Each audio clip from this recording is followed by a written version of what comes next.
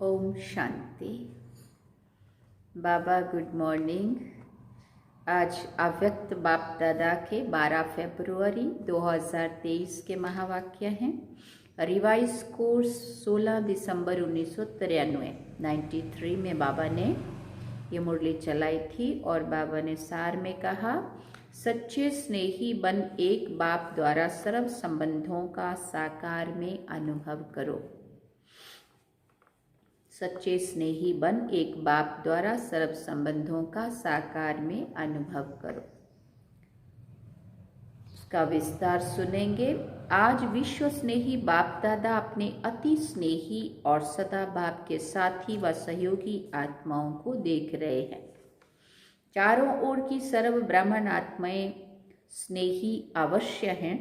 स्नेह ने ब्राह्मण जीवन में परिवर्तन किया है। फिर भी स्नेही 3 प्रकार के हैं। एक है स्नेह करने वाले, दूसरे हैं स्नेह निभाने वाले और तीसरे हैं स्नेह में समाये हुए। देखो बाबा ने 3 प्रकार के बच्चे देखे। एक है स्नेह करने वाले, दूसरे स्नेह निभाने वाले और तीसरे स्नेह में समाये हुए। समाना अर्थात समान बनना।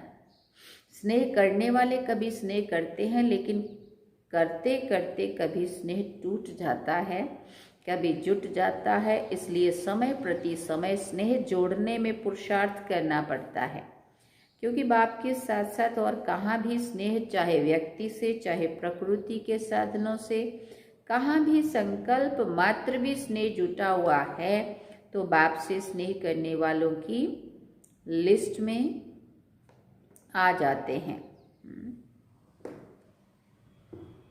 तो बाप से स्नेह करने वालों की लिस्ट में आ जाते हैं। स्नेह की निशानी है बिना कोई मेहनत के स्नेही की तरफ स्नेह स्वतः ही जाता है। स्नेह करने वाली आत्मा का हर समय, हर स्थिति, हर परिस्थिति में आधार अनुभव होता है। अगर साधनों से स्नेह है तो उस समय बाप से भी ज्यादा साधन का आधार अर्थात सहारा अनुभव होता है। उस समय उस आत्मा के संकल्प में बाप का स्नेह याद भी आता है। सोचते भी हैं कि बाप का स्नेह श्रेष्ठ है, लेकिन ये साधन व व्यक्ति का आधार भी आवश्यक है। इसलिए दोनों तरफ स्नेह अधूरा हो जाता है और बार बार स्नेह जोड़ना पड़ता है। एक बल, एक भरोसे की बजाय दूसरा भी भरोसा साथ साथ आवश्यक लगता है। इसलिए बाप के स्नेह द्वारा जो सर्व प्राप्ति का अनुभव हो, उसकी बजाय दूसरे सहारे का अलग काल की प्राप्ति अपनी तरफ आकर्षित कर लेती है। इतना आकर्षित करती है जो उसी को ही आवश्यक समझने लगते हैं। लगाव नहीं समझते लेकिन सहारा समझते हैं। इसको कहा जाता है स्नेह करने वाले। पहली प्रकार के बच्चे थोड़ा उधर भी देहधारी भी आधार बना लेते हैं। थोड़ा बाबा, थोड़ा देहधारी, क्यों बाबा तो सूक्ष्म है, अब सेवा तो इन्हीं लोगों से लेनी है, तो उधर भी आधार माना एक बल, एक भरोसा नहीं रखते। तो कभी स्नेह टूटता है, कभी जुड़ता है। दूसरे हैं स्नेह निभाने वाले। स्नेह करने के साथ साथ स्नेह निभाने की भी शक्ति है। निभाना अर्थात स्नेह का रिस्पॉन्स देना, रिटर्न देना। स्नेह का रिटर्न है जो स्नेही बाप बच्चों से श्रेष्ठ आशाएं रखते हैं, वो सर्व आशाएं प्रैक्टिकल में पूर्ण करना। तो निभाने वाले बहुत करके प्रैक्टिकल में करके दिखाते हैं, लेकिन सदा बाप समान अर्थात समाये हुए वो अनुभूति कभी होती है, कभी नहीं होती है। फिर भी निभाने वाले समीप है, लेकिन समान नहीं है। निभाने वालों को निभाने के रिटर्न में पदम गुना हिम्मत और उमंग उत्साह की मदद विशेष बाप द्वारा मिलती रहती है। तीसरे हैं जो स्नेह में समाये हुए हैं। उन आत्माओं के नयनों में, मुख में, संकल्प में, हर कर्म में सहज और स्वतः ही स्नेही बाप का सदा साथ अनुभव होता है। बाप उससे जुदा नहीं और वो बाप से जुदा नहीं। हर समय बाप के स्नेह के रिटर्न में प्राप्त हुई सर्व प्राप्तियों में संपन्न और संतुष्ट रहते हैं। इसलिए और किसी भी प्रकार का सहारा उन्हों को आकर्षित नहीं कर सकता है। क्योंकि कोई ना कोई अलग काल की प्राप्ति की आवश्यकता किसी और सहारे को बनाती और को सहारा बनाती है, अर्थात संपूर्ण स्नेह में अंतर डालती है। स्नेह में समाई हुई आत्माएं सदा सर्व प्राप्ति संपन्न होने के कारण सहज ही एक बाप दूसरा ना कोई इस अनुभूति में रहती हैं। तो स्नेही तो सभी हैं, लेकिन 3 प्रकार के हैं। अब अपने से पूछो मैं कौन। अब हमें अपने आप को चेक करना है, तीनों में से मैं कौन सा हूँ। अपने को तो जान सकते हो ना, अपना पुरुषार्थ खुद को तो पता रहता है ना। स्नेही है तभी तो स्नेह के कारण ब्राह्मण जीवन में चल रहे हैं। माना तीनों ही प्रकार में से स्नेही तो है ही है, वो तो हम सभी, उसमें तो बात सही है, परंतु तीनों में से भी कौन से वाले। लेकिन स्नेह के साथ निभाने की शक्ति इसमें नंबरवार बन जाते हैं। स्नेह के साथ शक्ति भी आवश्यक है। जिसमें स्नेह और शक्ति दोनों का बैलेंस है वही बाप समान बनता है। ऐसी समाई हुई आत्माओं का अनुभव यही होगा।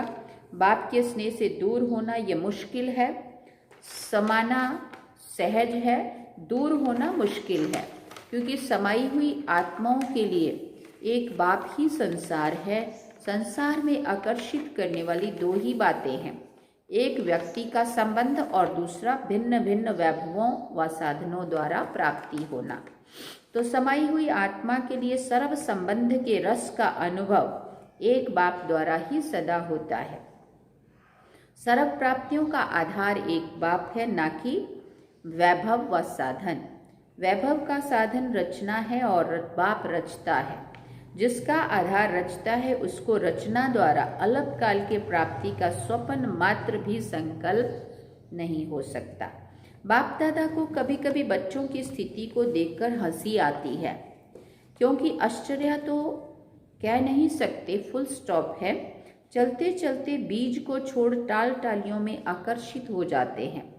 कोई आत्मा को आधार बना लेते, कोई साधनों को आधार बना लेते, क्योंकि बीज का रूप रंग शोभनिक नहीं होता और टाल टालियों का रूप रंग बड़ा शोभनिक होता है।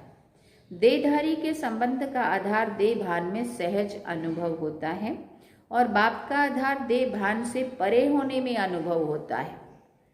देह भान में आने की आदत तो है ही, ना चाहते भी हो सकते हैं, इसलिए देहधारी के संबंध का आधार व सहारा सहज अनुभव होता है। समझते भी हैं कि ये ठीक नहीं है, फिर भी सहारा बना लेते हैं। बाप दादा देख देख कर मुस्कुराते हैं।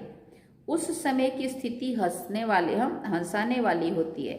जैसे आप लोग क्लासेस में व भाषणों में एक तोते की कहानी सुनाते हो ना, उसको मना किया कि नलके पर नहीं बैठो, लेकिन वो नलके पर बैठ करके ही बोल रहा था। ये हमारे गुलजार दादी ये कहानी बहुत सुनाते थे। गंगाराम, नल के ऊपर नहीं, नल के नीचे नहीं बैठना, नल के नीचे बैठ जाओगे तेरे पर भीग जाएंगे, पर भीग जाएंगे तो उड़ नहीं सकेगा। और नल के नीचे भी बैठा रहा और पर भीगते भी रहे और उड़ भी नहीं पा रहा था और बोल भी रहा था, नल के नीचे नहीं बैठना, नल के नीचे बैठेगा तेरे पर भीग जाएंगे, पर भीग जाएंगे तो उड़ नहीं सकेगा। तो बाबा कहते कहानी सुनाते हो ना, ऐसे बच्चे भी उस समय मन में अपने आप से एक तरफ यही सोचते रहते कि एक बाप दूसरा ना कोई, बार बार अपने आप से रिपीट भी करते रहते हैं, लेकिन साथ साथ ये भी सोचते कि स्थूल में तो सहारा चाहिए ना। तो उस समय हंसी आएगी ना, और उस समय फिर माया चांस लेती है। बुद्धि को ऐसा परिवर्तन करेगी जो झूठा सहारा ही सच्चा सहारा अनुभव होगा। जैसे आजकल झूठा सच्चे से भी अच्छा लगता है, ऐसे उस समय रॉन्ग राइट अनुभव होता है। रॉन्ग को भी राइट अनुभव करते हैं, और वो रॉन्ग बात, झूठा सहारा, उसको पक्का करने के लिए व झूठ को सच्चा साबित करने के लिए, जैसे कोई भी कमजोर स्थान होता है तो उसको मजबूत करने के लिए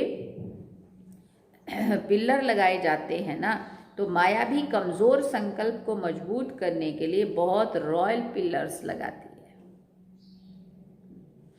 क्या पिलर लगाती है? माया यही संकल्प देती है कि ऐसा तो होता ही है, कई बड़े बड़े भी ऐसे ही करते हैं, ऐसे ही चलते हैं, या कहते अभी तो पुरुषार्थी हैं, संपूर्ण तो बने नहीं हैं, तो ज़रूर अभी कोई ना कोई कमी तो रहेगी ही। ऐसे फिर अपने आप को तसल्ली देते हैं, आगे चलकर संपूर्ण बन जाएंगे। ऐसे ऐसे व्यर्थ संकल्प रूपी पिलर्स कमजोरी को और मजबूत कर देते हैं। तो ऐसे पिलर का आधार नहीं लेना, समय आने पर ये आर्टिफिशियल पिलर धोखा दे देते हैं। सर्व संबंधों का सहारा एक बाप सदा बना रहे, ये अनुभव कम करते हो। इस सर्व संबंधों के अनुभव को बढ़ाओ। सर्व संबंधों की अनुभूति कम होने के कारण कहीं ना कहीं अलग काल का संबंध जुट जाता है। स्थूल जीवन में भी स्थूल रूप का सहारा व हर परिस्थिति में स्थूल रूप का सहयोग देने वाला सहारा बाप है, ये अनुभव और बढ़ाओ। ऐसे नहीं कि बाप तो है ही सूक्ष्म में सहयोग देने वाला, निराकार है, आकार है, साकार तो है नहीं, लेकिन हर संबंध को साकार रूप में अनुभव कर सकते हो। साकार रूप में साथ का अनुभव कर सकते हो। इस अनुभूति को गहराई से समझो और स्वयं को इसमें मजबूत करो, तो व्यक्ति वैभव व साधन अपनी तरफ आकर्षित नहीं करेंगे। साधनों को निमित्त मात्र कार्य में लाना व साक्षी होकर सेवा प्रति कार्य में लगाना, ऐसी अनुभूति को बढ़ाओ। सहारा नहीं बनाओ, निमित्त मात्र हो। इसको कहा जाता है स्नेह में समाई हुई समान आत्मा। तो अपने से सोचना कि मैं कौन, समझा? अच्छा, सदा स्नेह में समाये हुए समान आत्माओं को, सदा एक बाप से सर्व संबंध का अनुभव करने वाली आत्माओं को, सदा एक बाप को आधार मूर्त सच्चा सहारा अनुभव कराने वाली आत्माओं को, सदा सर्व प्राप्ति रचता द्वारा अनुभव करने वाली आत्माओं को, सदा सहज स्वतः एक बल एक भरोसा अनुभव करने वाली सच्ची स्नेही आत्माओं को बाप दादा का याद प्यार और नमस्ते। हम रूहानी बच्चों की रूहानी माता पिता बाप दादा को दिलवा जान सिकवा प्रेम से याद प्यार, गुड मॉर्निंग, नमस्ते, थैंक यू बाबा, शुक्रिया बाबा। तो ये 3 प्रकार का बाबा ने स्नेह बताया। इसमें हमें अपने आप को चेक करना है। पहला स्नेह करने वाले, दूसरा निभाने वाले और तीसरा स्नेह में समाये हुए रहने वाले। जो स्नेह में समाये हुए रहने वाले हैं वो कभी किसी को आधार नहीं बनाएंगे। बाबा ने कहा दादियों से मुलाकात, सदा समाये हुए हैं, याद करने की मेहनत करनी पड़ती है। बाबा पूछने लगे दादियों से, सिवाय एक बाप और कोई दिखाई नहीं देता।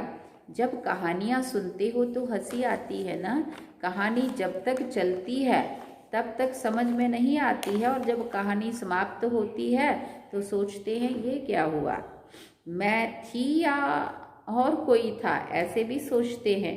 क्योंकि उस समय परवश होते हैं ना, तो परवश को अपना होश नहीं होता है।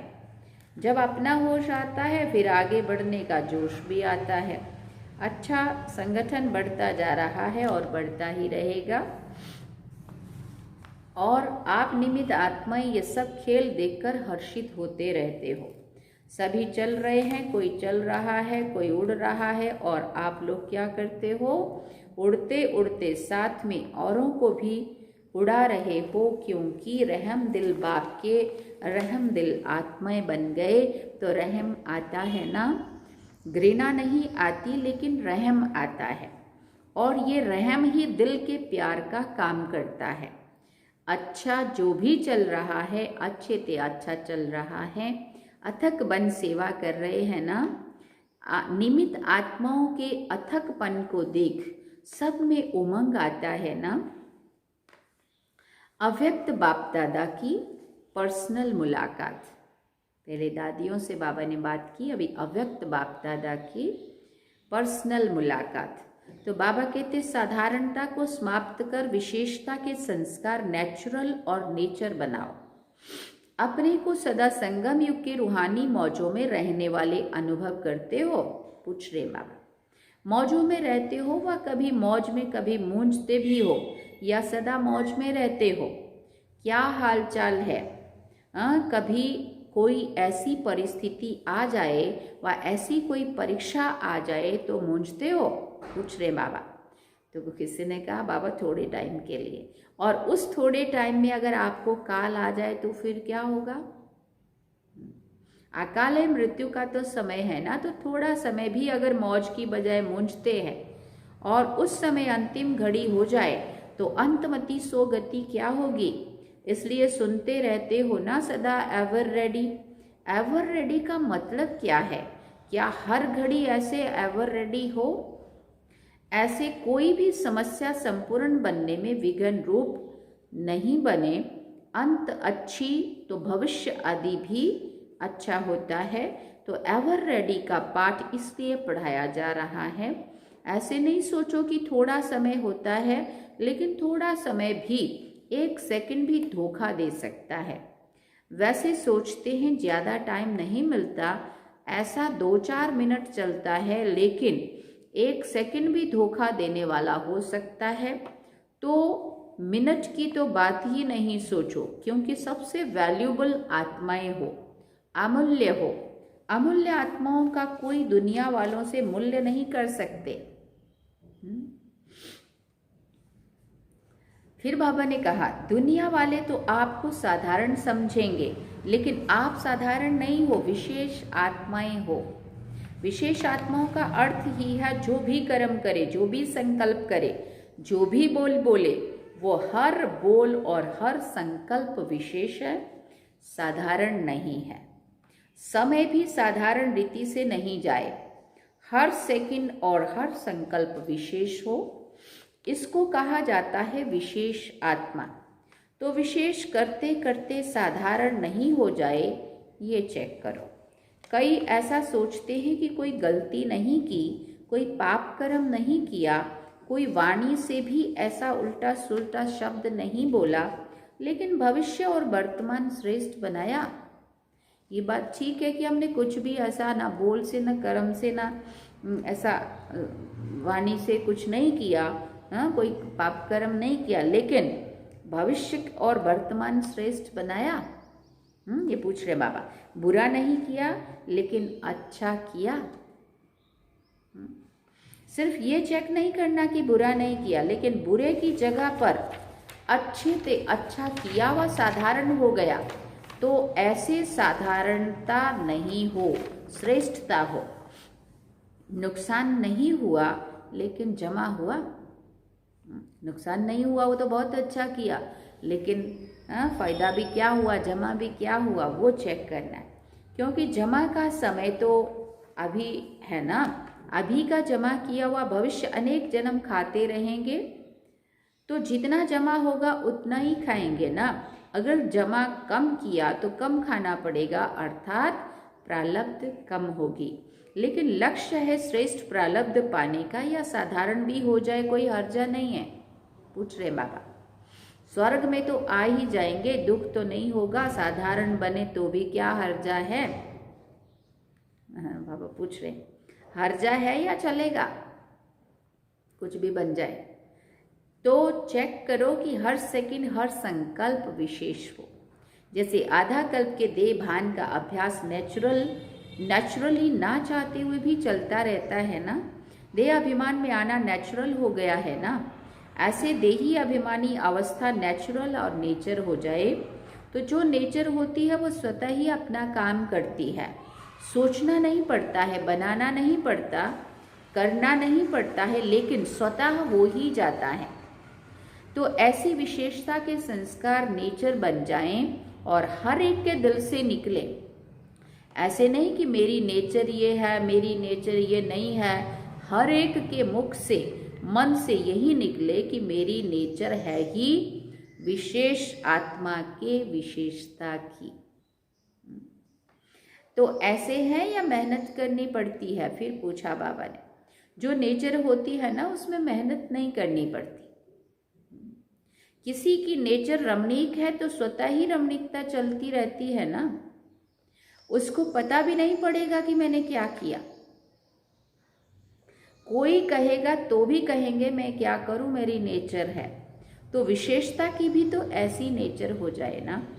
कोई पूछे आपकी नेचर क्या है तो सबके दिल से निकले कि हमारी नेचर है ही विशेषता की।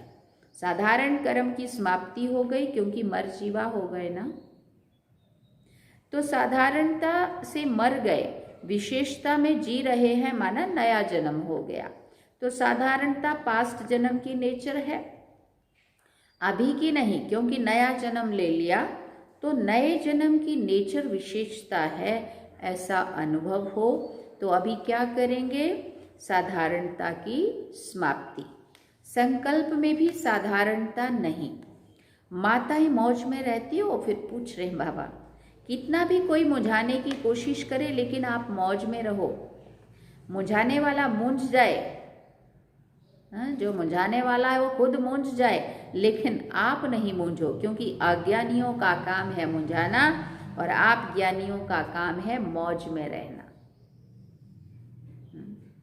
तो वो अपना काम करे और आप अपना काम करो, सदा मौज का अनुभव करो, तब तो फलक से कह सकेंगे।